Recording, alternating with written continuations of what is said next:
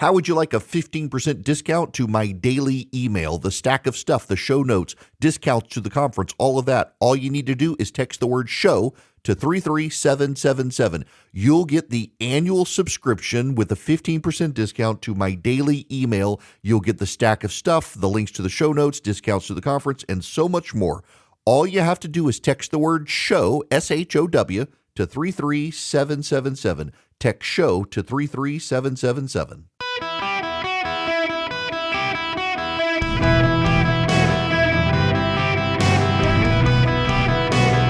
Welcome to the Eric Erickson Show podcast, Hour 2. My fellow Americans, it is Eric Erickson here across the United States of America. I'm delighted to have you with me. We got a lot to cover in this hour. I am happy to take your phone calls as well. 877-973-7425 is the phone number. If you text ARMY, A-R-M-Y, to 33777 and follow that link that comes through to you, you can put in your first name, last name, email address, and zip code so that we know where you live in the country so we can reach out to you as we begin our global tour of domination. I want to talk raw politics with you right now. I just was pulling this up. The New York Times Siena College poll is out. Good pollster in off years, not as good in presidential election years, but still pretty good. They've got a tied race. The Real Clear Politics polling average has Kamala Harris up 1.9%. That actually gives Donald Trump the lead because of the Electoral College. Kamala Harris needs to be over 3 points in the polling average to actually be dominant in the race. Now, in the swing state top battlegrounds, the polling average is 0.1 of 1 percentage point. Donald Trump is up in Georgia and North Carolina, barely in North Carolina, and up in Arizona. The Trump campaign feels, based on their internal polling, that actually in Nevada, they're doing very well. In fact, let me play you, if I can find it now, this audio. Who was it? I think it was CBS News. Went to Las Vegas. Yes, and tried to find some Kamala Harris supporters in restaurants in Las Vegas. We had so much fun. But what was really incredible is in every single restaurant of the people willing to talk to us, we could only find one Harris supporter in every restaurant. And we left no stone unturned. I approached every single person. That's in Las Vegas. Could only find one Harris supporter. They went everywhere looking for a Harris supporter. They couldn't find one. Let me go to a broader picture here. Both campaigns have played their hand rather poorly. Donald Trump, when Joe Biden was still in the race and Democrats were trying to push him out, was convinced Biden would not get out and chose a legacy pick of a vice president, J.D. Vance, who, if anything, hurt him in the polling, didn't help him in the polling. And even if helped him somewhat, came from a state that's not in play and did not help put a single state in play. And then Kamala Harris, who needs to win Pennsylvania, responded by picking Tim Walz, a man who hurt her instead of helping her, and might have cost her Pennsylvania, a must-win state for Kamala Harris. And her campaign is now conceding, based on their internal polling, that Pennsylvania is moving out of reach. If Donald Trump wins Georgia, North Carolina, and Pennsylvania, that's the whole game. He gets 270 Electoral College votes. But currently, in North Carolina, there are several brewing scandals about the Republican nominee for governor there, Mark Robinson.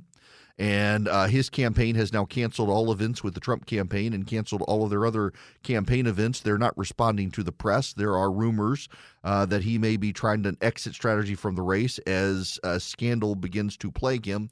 He was never well vetted, and if you depress Republican turnout in North Carolina over a gubernatorial seat, you could depress potentially turnout at slim margins, but enough margins to cost Trump the presidency. Mark Robinson was always a bad pick in North Carolina, and Donald Trump chose to endorse him and drove all the good candidates out of the race, and now it could blow up in his face. In fact, the Harris campaign is saying they believe they have a path through North Carolina that they did not actually think existed some time ago, and that's going to be problematic.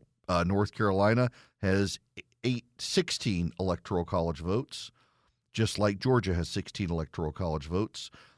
If North Carolina were to go to Kamala Harris, that would get her, with Pennsylvania still being the swing state out there, could get her 269 electoral college votes. She just need one more.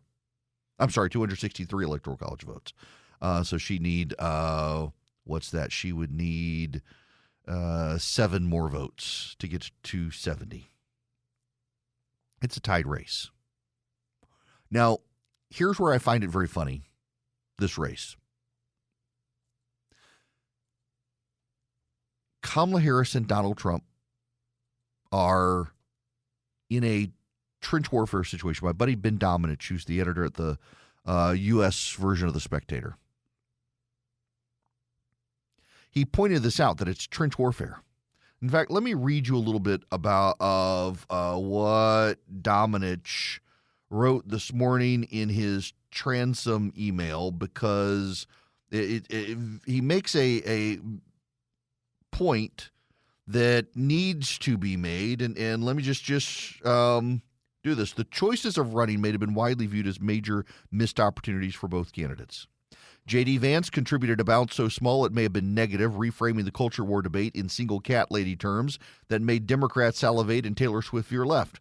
And the choice of Tim Walz over a stronger rising star like Josh Shapiro has Democrats worried about Pennsylvania, the most important state of the cycle. Walz's story, so appealing on initial glance, crumbled into pieces in the months since he was chosen, from his lack of combat military experience to his tenuous football connection to his lies about the use of IVF. His far-left DFL progressivism, paired with the fear of interviews at both the top and bottom of the ticket, have left Kamala Harris campaigns reliant on partisan rallies and surrogates in the media, leaving her far underwater with independent voters who remain unsure what she'll even do as president. The second presidential debate, watched by 67 million people, could have been a point where Harris laid those concerns to rest. The Democrat-leaning press and commentators were jubilant in her performance, believing it would be a huge boost for the campaign. Instead, the polling averages had at most a 1-point nudge. In Nate Silver's average, she went from a 2.2 polling advantage on the day before the debate to 2.9% today. She leads in averages by enough to guarantee another popular vote win, but not by enough to leave any Democrat feeling comfortable electoral college. And her problems with key Democrat groups, lagging Joe Biden among black men and Hispanics in particular, don't seem to be going away no matter how many new accents she deploys. The joy just isn't there for these voters. The big news this week is the decision by the Teamsters, representing 1.3 million members, to, for the first time in almost a quarter century, not endorse the Democrat candidate for president. Independent surveys showed their members solidly supporting Trump by 59 to 34%. The decision not to endorse is really a dodge. Their members have a clear tilt towards Trump, and it's calling into question her campaign's decision to focus more on the care economy than manufacturing and industry, in part because that's what their candidate is comfortable talking about. It's been without question the most chaotic presidential election of the modern era, and it's not over yet. But the battle lines are hardened, and they really haven't shifted.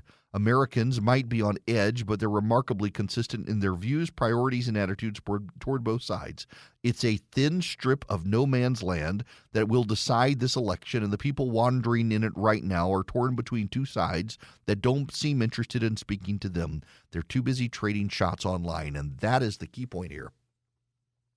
Both campaigns, the Trump campaign and the Harris campaign, are too online. I understand that I'm talking to a highly informed audience. I want to say something I don't mean as an insult because it applies to me as well, so I will say we. We are not normal. You're listening to a news talk radio program, live, in delay, on demand, on podcast, but you're listening to it. You're watching me on YouTube or Instagram or Twitter. You're not normal. Normal people are at work right now, or they're taking care of kids or an elderly person. They're trying to figure out what's for lunch. they're not being connected to. The campaigns are trading cat memes on the right and abortion memes on the left. They're running this on cats and abortion. You know, at some point today, some normal person is going to sit down and do a grocery list. And if they've got a family, they're going to have to decide, are we doing the generic Pop-Tarts? Or are we doing the actual Kellogg's Pop-Tarts this week? What can we afford? A normal person this week is trying to figure out what tonight's football game is. And are they going to be able to watch it? And is it going to suck because it's on Amazon Prime? A normal person this week is enraged that their child is now doing Common Core math and the parent doesn't know what the hell it is or how to do it with their kid, and they're trying to figure it out. They're not thinking about the cat memes. They're not thinking about abortion. They're not thinking about hope and joy. They're thinking about what's for supper. And why are the groceries unaffordable? Normal people want to talk about groceries, and normal people are worried about their jobs. Kamala Harris and Donald Trump aren't really talking about that. And to the extent they are, Trump's doing a better job of it than Kamala Harris. But they're not really. They're engaged in hyper online combat over the latest outrage on Twitter. They're not really talking to the American public. Campaigns, I think, on all sides would be wise to delete their Twitter accounts and tell their staff to stay off Twitter, because it's shaping the conversations disproportionate to where normal people are living their lives. And spare me the millions of people you think are on Twitter, because the numbers are exaggerated and most people aren't. And the campaigns aren't talking to those persuadable people who are actually going to decide a close election. By the way, that is why Donald Trump needs to go to Springfield, Ohio. Because if Donald Trump goes to Springfield, Ohio, and he talks about the mass of immigrants who have poured into the city and taxed social services over the last couple of years, he's going to be talking to those normal voters who trying to get their elderly parent into a doctor's office, and the doctor's office is backed up for weeks because of the mass number of immigrants who have come into the local community and have government grants to get health care. If Donald Trump goes to Aurora, Colorado, and he talks about the mass wave of gangs out there, he's going to be talking to the normal people who are scared to death they're going to get carjacked at a stoplight. If Donald Trump goes to Eau Claire, Wisconsin, and he talks about the cost of groceries, he's going to be talking to normal people. Kamala Harris can't talk to normal people because Kamala Harris has been in government for so long, all she can do is speak in governmentese and platitudes. She doesn't know how to speak to normal people anymore. Neither does Tim Walz. That's part of their problem.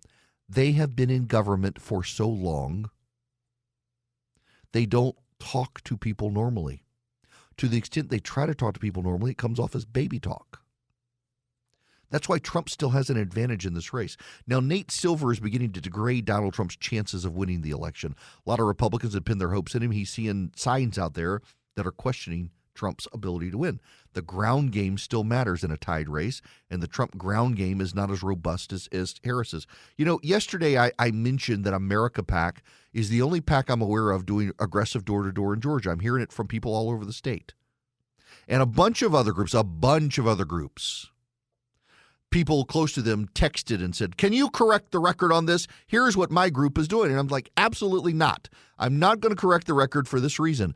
I have listeners across every corner of the state of Georgia, and there's only one group that comes up in conversations with them that's actually seen on the door. God bless you for telling me how many hundreds of thousands of people you've contacted, but guess what? It's been completely immemorable to the people who actually matter, the undecided voters who are going to decide this election, and the Republican voters who've got to turn out for Trump. They're all talking about Elon Musk's America PAC. No other PAC is coming up in those conversations. This is not your permission to start inundating me with, as a matter of fact, my group did this. I'm just telling you what the conversations have been. Meanwhile, on the Democratic side, they're hearing from Planned Parenthood, the AFL-CIO, the Harris campaign itself. Republicans got to step up the ground game. This is a completely tied race. And the group that's going to win, the candidate that's going to win, is the candidate that remembers that in a tied race, you got to talk to the persuadable people who haven't made up their mind, of which there are still many. And then you got to try to motivate your base with a message that also gets those people to your side. Motivate your base with a message that persuades undecideds instead of just catering just to your base. And you're going to win this thing, Trump. Blinds.com Cyber Monday Last Chance is happening now. Don't miss out on up to 45% off site-wide. A Blinds.com design expert can help you make the perfect selection on your schedule. We can handle everything from measure to your whole home installed for one low cost. With over 25 million windows covered, Blinds.com is the #1 online retailer of custom window coverings. Save up to 45% site-wide, plus a free professional measure right now at Blinds.com. Rules and restrictions may apply.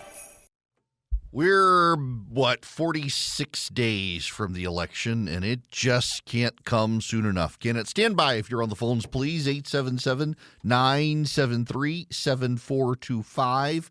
If you want to be on the phones. By the way, those of you over in Charleston, South Carolina, I'll be with you. I'll be broadcasting from there on Monday and Tuesday. As a matter of fact, I got to go over this weekend for a conference I was asked to speak at by Vice President Pence, and Governor Kemp's going to be there, and a number of others, leading conservatives from around the country getting together in the run-up to the election. So should be a good time. I'm sure I'll run into some of you over in Charleston. Now, I got to move on to a lot of other stuff. In fact, when we come back, I do want to spend a little bit more time on the ground game. Got a lot of questions from people about the ground game, but also this cover-up of illegal alien data from the administration. But I got to point out the Teamsters thing. This is kind of big.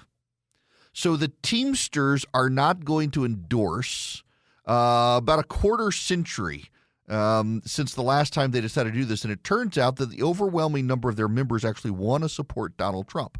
But the leadership can't do it because they know that the Democrats will turn on them and destroy them. And they've got significant vulnerabilities right now and different investigations going on. I guarantee you, if the Teamsters were not worried about threats from the Biden Justice Department, they would absolutely be endorsing Donald Trump.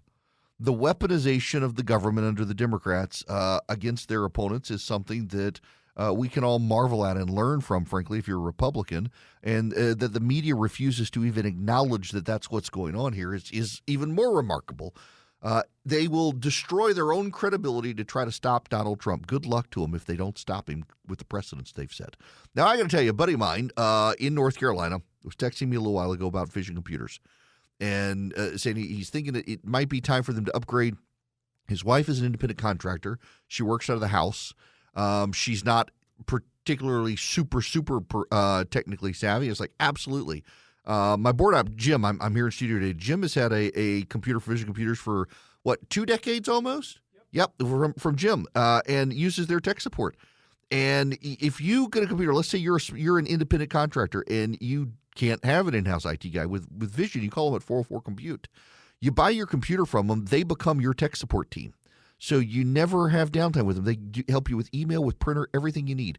404-COMPUTE or visioncomputers.com. If you don't have a computer from Vision, but you still need their help, it's just $179 a year. And if you tell them I sent you, you save even more money. 404-COMPUTE or visioncomputers.com. Let Vision be your tech support solution. Let them build your computer. 404-COMPUTE. Hello there. Welcome. It is Eric Erickson here across the United States. The phone number is 877-973-7425. I want to take Wes's phone call here. Wes, welcome to the Eric Erickson Show. How are you? I'm great, Eric. Thanks for taking my call. Sure. I wanted to ask you real quick about what you said earlier concerning the ground game and the undecided voter. I know that in my neck of the woods, in my personal and professional life, I run into a lot of people who have an opinion about this election, and none of them are undecided at this point. And I know that my little microcosm may not be indicative of the country as a whole, but it's just hard for me to understand how there can be so many people, given that the candidates in this election are so far apart on Right. every single issue, how can there be so many undecided voters, and what's got to be done to reach them? Oh, that is a great question. Okay, so first of all, let me set the parameters for you here. We're talking about of the total voting population, according to the surveys I've seen, if you take the average, because the individual surveys vary, take the average, you're only talking about 4% of the people who are going to vote. So it's actually small. But that's actually around this time and towards the election normal. So let's go back to, for example, 2016. It was about 14% undecided. Go to 2020. It was about 10% undecided. This year, about 4%. Now, here's the problem. Is those undecideds are largely undecided because they all have a 100% strong opinion of Donald Trump. They just don't know Kamala Harris yet, so they don't know whether they like her or not. That's part of the problem the Trump campaign has to deal with, but it's also the problem Kamala Harris has to deal with, and that Trump could define her. So you are talking about a small number there. Now, at the same time, you do want to persuade those people because the split is about 50-50 right now between Trump partisans and Harris partisans. So if you can persuade any of those people to come in your direction, you win them. Now, who are they? Overwhelmingly, they're not white. Overwhelmingly, they're men. And that gives Trump an advantage. They want you to address the issues they care about. But here's the problem. Harry Itten in CNN pointed out. What's their number one issue? Wes, you got an idea what is the number one issue of an undecided voter right now?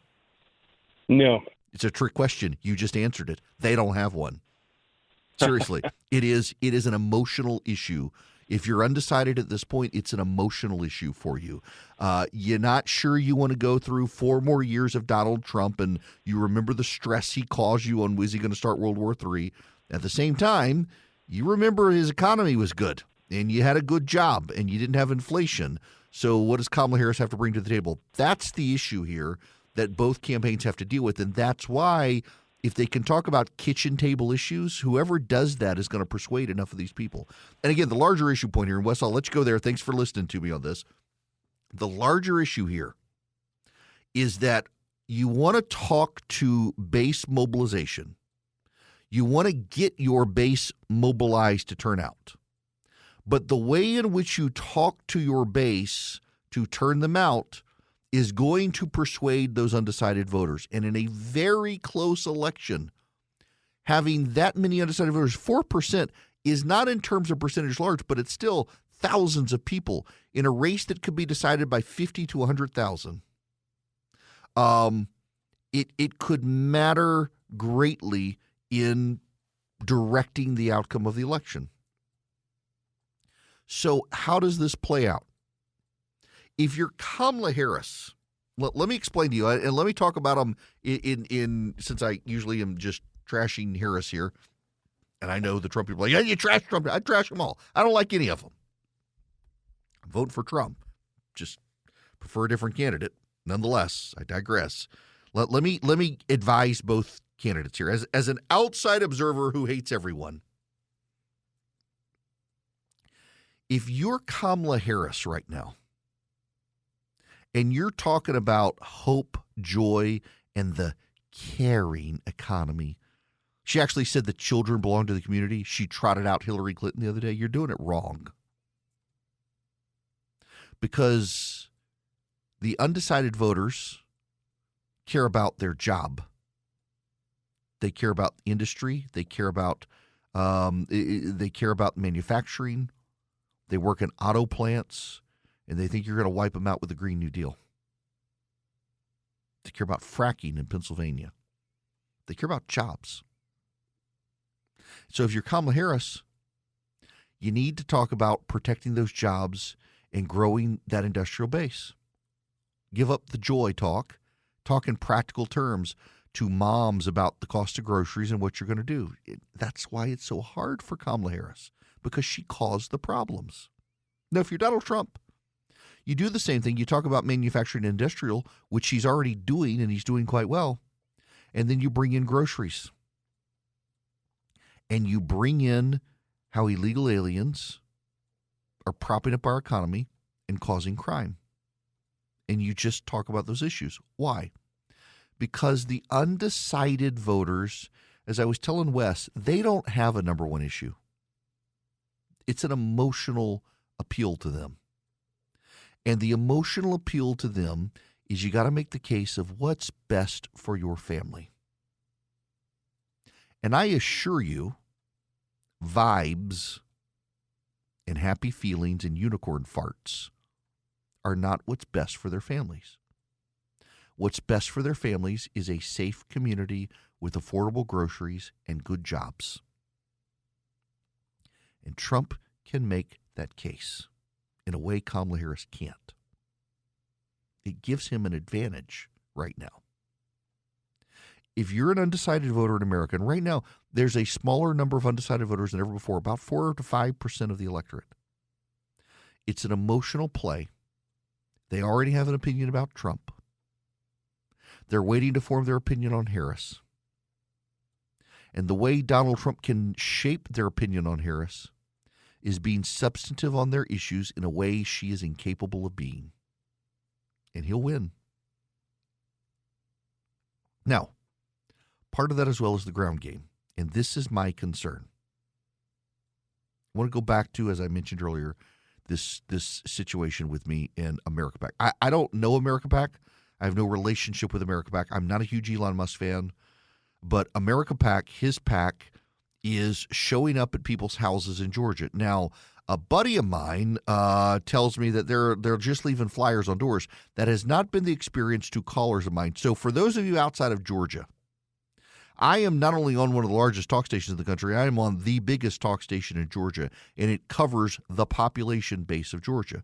But I'm also on in every other corner of the market in the state: north, south, east, west, northwest, northeast, southwest, southeast, central west, central east. I'm cover the state of Georgia. And I hear from people all over the state of Georgia. And Georgia is one of the 3 big swing states: Georgia, North Carolina, Pennsylvania. You win all 3 of those, you win the election. And I hear from people. And what they tell me is that they're finding the America PAC flyers at their doors. And more often than not, they're getting knocks on their doors from America PAC. Now, this was news to the friend of mine who said they're just leaving flyers. They're making contact with flyers.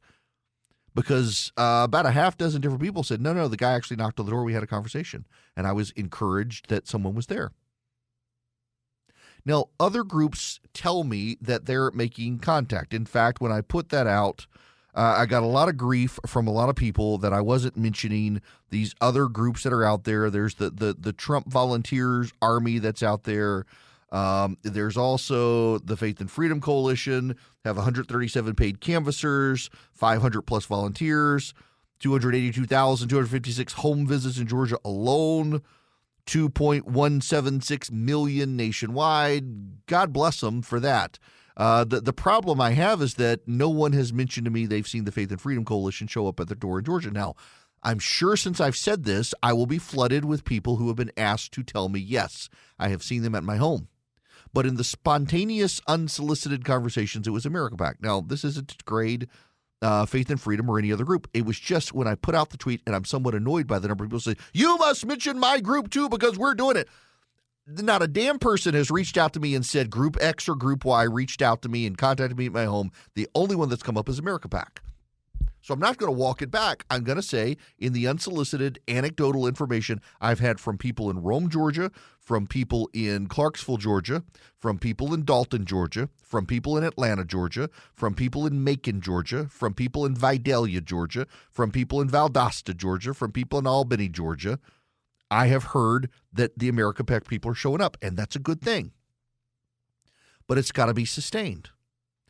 The Harris team has hundreds of paid people in each of these swing states. The Trump campaign has mostly been relying on volunteers, and they're pivoting to paid people. Part of the problem that the Trump campaign is having is they've outsourced it to third-party groups, and you can't coordinate with them. So the Harris campaign, for example, knows on a daily basis how many doors have been knocked on, how many people were home, how many of those people were talked to, and how many said they support Harris. The Trump campaign doesn't have that depth of data because they're not allowed to talk to all these get-out-the-vote operations under federal law because they're third-party groups funded by outside entities. There is minimal coordination they're allowed to do. The other problem is that the Trump campaign relied on some outside groups that said they'd cover all the swing states. And now they're like, oh, our bad, we didn't raise enough money. We can only do the west of the Mississippi, or we can only do east of the Mississippi. So you got a bunch of different groups that are overlapping. The Harris campaign not only has the Harris campaign in these states, they've also got Planned Parenthood, the AFL-CIO, the SEIU. They got a lot of union groups out there. They got environmentalist groups out there. They've got gun-grabbing groups out there. They're all doing their own thing, and they've all got their separate wheelhouse, but sometimes the overlap happens, and that helps motivate people. This is one of the latent concerns Republicans have about the Trump campaign right now. In a tied race, voter turnout matters. Voter turnout is done through a ground game, and the Harris campaign unquestionably, hands down, has a better ground game because they're doing it in-house. They have the daily data collection, and then they have really well-funded outside third-party progressive groups like Planned Parenthood and the SEIU and the AFL-CIO and the Sierra Club.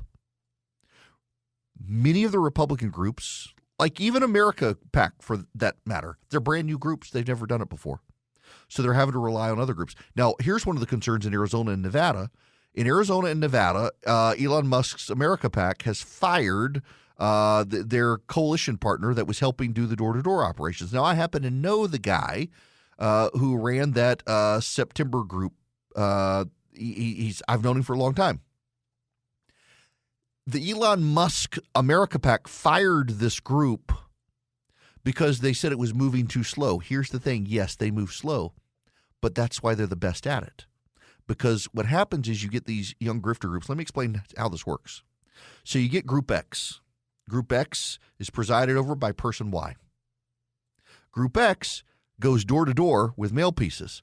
Mail pieces come from Group Z. Guess who owns Group Z? Person Y. So Person Y owns the field operation and the mail shop. They're making double commissions, and they're knocking on every door possible, and they're printing a bunch of mail, so they're making buku dollars. But by targeting every single door, they're not targeting the people who actually vote. The group that Elon Musk was using actually is very precise in how it targets people who are likely to turn out and vote for Donald Trump. These other groups are targeting everybody and maybe motivating Democrats to come out for all we know. But they're making a lot of money. The principal agents in charge are making a lot of money. It's a bunch of grifting operations. Elon Musk apparently has gotten some bad advice, and he's handing his operation over to the people who are more interested in making money than winning. I don't know how this is going to play out, but here's what I know. If your message is really good in a presidential year, you're able to motivate people without just relying on door to door. Because people know it's a presidential year. Everybody's talking about the presidential election. They'll turn out. But as you turn out your base of voters, you've got to have a message for them that resonates with the undecided voters, that gives Donald Trump an advantage, but his campaign's got to be disciplined in their deployment. If they can do that, they're absolutely going to win this race. In the Electoral College right now, forget the popular vote. In the Electoral College right now, Donald Trump still has an advantage. He can still win. His message here in the last 50 days of the race, however many it is, still matters greatly. Also, the economy matters. In between banks collapsing and interest rates, they're coming down a point, but they're still wobbling out there. Swiss America has been the trusted leader in precious metal for 40 years. They've been warning people about a secret war on cash. If you're interested in safeguarding your hard-earned cash from the secret war on cash, you need their report about it. They're rated A+ by the Better Business Bureau, and they can help you protect your assets. Their report takes just 15 minutes to read. I've read it. It can save you on your retirement and finances. You can get a free copy by calling or texting 800-289-2646. The all-out war on cash includes digital forms of currency, and it's growing and spreading. Read the Secret War on Cash report for free. All you do is call or text my name, Eric, to 800-289-2646. That's 800-289-2646. They'll send you the report. It is completely for free. All you do is call or text my name to 800-289-2646. You can also go to SwissAmerica.com/Eric. Message and data rates may apply.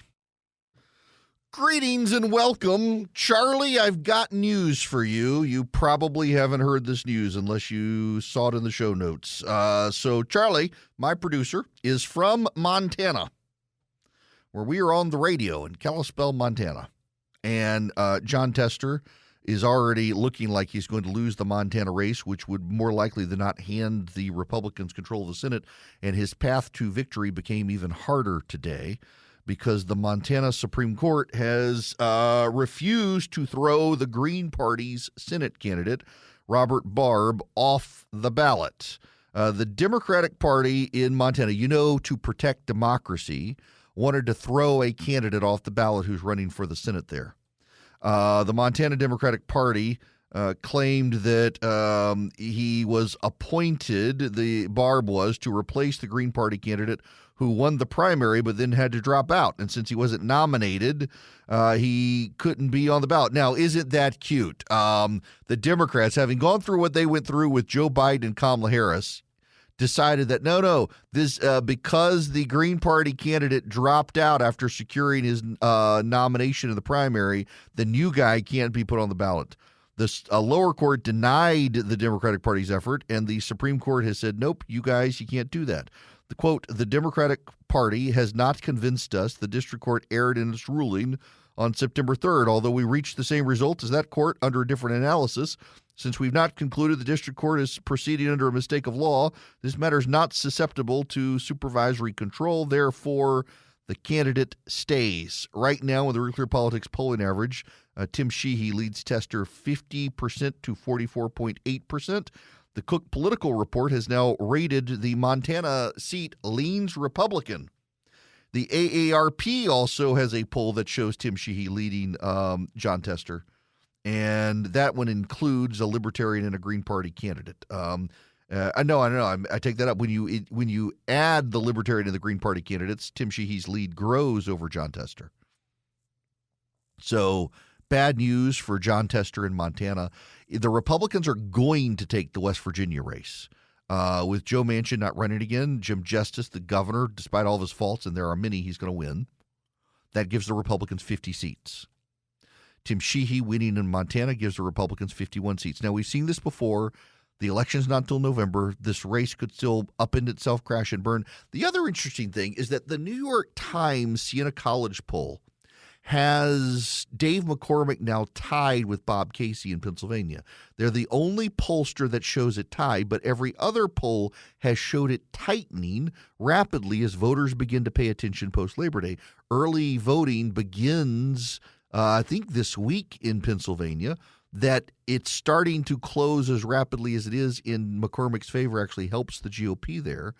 And then, of course, there's that wild Maryland race where it leans Democrat, but a lot of Democratic voters are expressing ticket splitting that they might reward Larry Hogan for Trump hating his guts. They'll vote for Kamala Harris and Larry Hogan. There is a real opportunity there for the Republicans to get out of this with 52, 53 seats. Montana looks the most likely with 51 seats, though. But let's not count our chickens till they're hatched, folks. When we come back, speaking of chickens, the environmentalists are having a moment.